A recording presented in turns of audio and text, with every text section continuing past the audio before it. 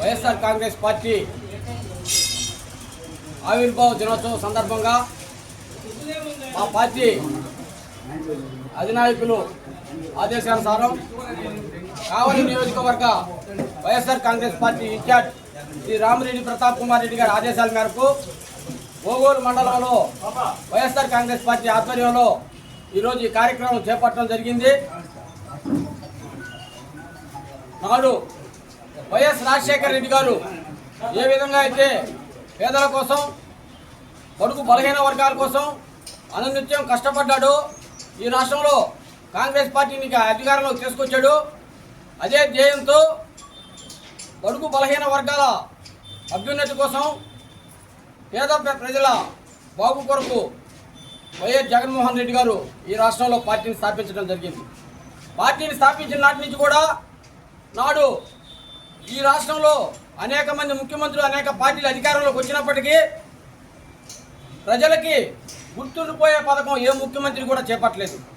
ఈరోజు 108 అన్నా, ఆరోగ్యశ్రీ అన్నా, ఫీజు రియంబర్స్మెంట్ అన్నా, ఉచిత విద్యుత్ అన్నా, రాజశేఖర రెడ్డి గారు ఏ విధంగా అయితే ప్రజలకు గుర్తొస్తారో, అమ్మఒడి అన్నా, నాడు నేడు అన్నా, అదేవిధంగా రైతు భరోసా అన్నా, పరిపాలనా వ్యవస్థను గ్రామ స్థాయికి తీసుకొచ్చిన సచివాలయ వ్యవస్థ అయినా, ఏ వ్యవస్థ అయినా ఈరోజు జగన్మోహన్ రెడ్డి గారి పేరు గుర్తొస్తుంది.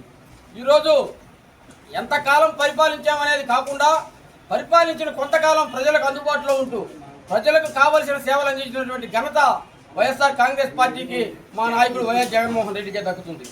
ఈ పరిస్థితుల్లో వైఎస్ఆర్ కాంగ్రెస్ పార్టీ ఏర్పడి 15 సంవత్సరాలు పూర్తి చేసుకున్నప్పటికీ భారతదేశంలోనే ఏ రాష్ట్రంలో కూడా పొత్తులు లేకుండా 15 సంవత్సరాలు పోరాడిన ఏకైక పార్టీ వైఎస్ఆర్ కాంగ్రెస్ పార్టీ. మా నాయకుడు జగన్మోహన్ రెడ్డి గారి నాయకత్వంలో ఇదే విధంగా ఇదే పోరాట పటిమతో వైఎస్ఆర్ కాంగ్రెస్ పార్టీ కార్యకర్తలు, కుటుంబ సభ్యులు అందరూ కూడా ఎన్ని కేసులు పెట్టినా, ఎన్ని బెదిరింపులు బెదిరించినా, ఎన్ని ఒత్తిళ్లు చేసినా, ఎన్ని రకాలుగా బ్లాక్మెయిల్ చేసినా వైఎస్ఆర్ కాంగ్రెస్ పార్టీ జెండా విడవకుండా జగనన్న భక్తులుగా ఈ రాష్ట్రంలో కొనసాగటం చెప్పుకోదగ్గ విషయం. ముందు కూడా వైఎస్ఆర్ కాంగ్రెస్ పార్టీ కార్యకర్తలందరూ కూడా రాష్ట్రంలో జగన్మోహన్ రెడ్డి గారి నాయకత్వంలో, కావలి నియోజకవర్గంలో రామిరెడ్డి ప్రతాప్ కుమార్ రెడ్డి గారి నాయకత్వంలో మరింత చొరవతో పనిచేసి ఈ రాష్ట్ర ప్రభుత్వ అన్యాయాలను, దుర్మార్గాలను ఎదిరించి, ప్రశ్నించి, అదేవిధంగా ప్రజలకు ఇచ్చినటువంటి మేనిఫెస్టోలో ఇచ్చినటువంటి పథకాలను అమలు చేయమని చెప్పి నిలదీస్తూ ప్రజల్లో ఉంటూ, ప్రజలతో ఉంటూ, ప్రజల కోసమే పోరాడతామని చెప్పి తెలియజేసుకుంటూ సెలవు తీసుకుంటున్నాం.